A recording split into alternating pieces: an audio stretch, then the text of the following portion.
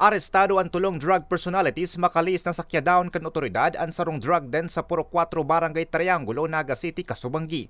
Pigbisto ang mga suspect na sinda Eli Balmes y Murcia, 59 anyos, balo drug maintainer, Joselito Ribanal y de los Santos, 31 anyos, may live-in partner, drug den employee asin ang drug den visitor na si Joshua Monsalve Inidia, 29 anyos, salon helper na enterong residente sa nasabing barangay. Narecover sa ginibong operasyon ang poko mas o menos 10 gramo nin pigtutubudan na shabu na may street value na poko mas o menos 24,000 pesos.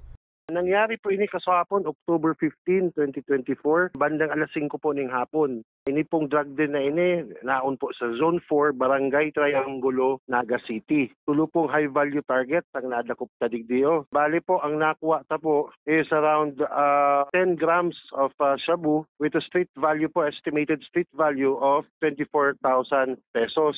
Naging matarayong po ang operasyon huli kan pigsararong puwersa kan Philippine Drug Enforcement Agency Camarines Sur Provincial Office, PDEA Naga City Police Office Intelligence Unit asin Naga City Police Office Station 5.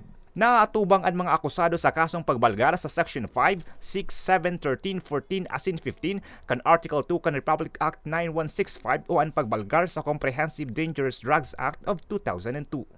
Siyempre po, dakul-dakul po ini ang nakalagbo dito sa initial report. Mapatawan po sila ni pagbayular kang sa tuwing sections 5, 6, 7, 13, 14, and 15 kang Article 2 of RA 9165. Kasabay na po dyan sa pag-possess baga po, sa paggamit, sa pagtinda. Ayan, sabay-sabay na po yan na posibleng kakasuhon po sa inda.